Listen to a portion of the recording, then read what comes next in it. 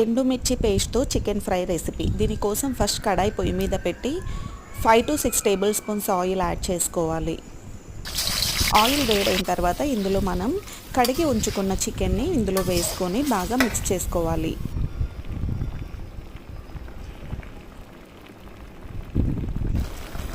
తగినంత ఉప్పు, కొంచెం పసుపు వేసుకోవాలి.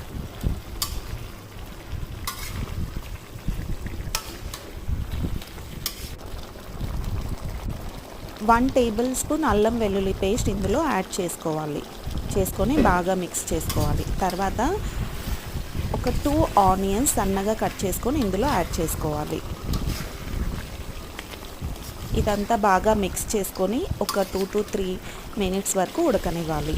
తర్వాత ఇందులో 1 టొమాటో సన్నగా కట్ చేసుకొని ముక్కలు వేసుకోవాలి. 1 అవర్ ముందు మనము ఎండుమిర్చిని నానబెట్టుకోవాలి. అలా నానబెట్టుకున్న ఎండుమిర్చిని మిక్సీ జార్ తీసుకొని గ్రైండ్ చేసుకోవాలి. మనం నానబెట్టి ఉంచుకున్న వాటర్ కూడా కొంచెం ఇందులో వేసుకొని బాగా మెత్తగా గ్రైండ్ చేసుకొని ఆ పేస్ట్ని మనం చికెన్లో యాడ్ చేసుకోవాలి. ఇదంతా స్లోగా బాగా మిక్స్ చేసుకోవాలి. మనం ఇప్పుడు స్టవ్ని మీడియం ఫ్లేమ్లో పెట్టి ఉడికించుకోవాలి.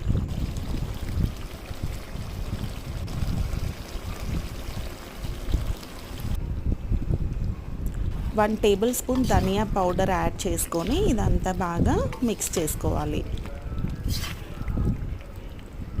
1 టేబుల్ స్పూన్ గరం మసాలా కూడా యాడ్ చేసుకోవాలి. ఇలా స్లోగా మనం బాగా మిక్స్ చేసుకుంటూ చికెన్ అంతా బాగా ఉడికించుకోవాలి. కొంచెం కరివేపాకు యాడ్ చేసుకోవాలి. అలానే కొంచెం జీడిపప్పు యాడ్ చేసుకొని బాగా మిక్స్ చేసుకొని కొంచెం సిమ్లో పెట్టుకొని చికెన్ అంతా మనం మరో ఒక 10 మినిట్స్ బాగా ఉడికించుకొని ఇలా బౌల్లోకి తీసి పెట్టుకోవాలి. రెడ్ చిల్లీ పేస్ట్తో చికెన్ ఫ్రై చాలా టేస్టీగా ఉంటుంది. మీరు కూడా తప్పకుండా ట్రై చేయండి. Thank you.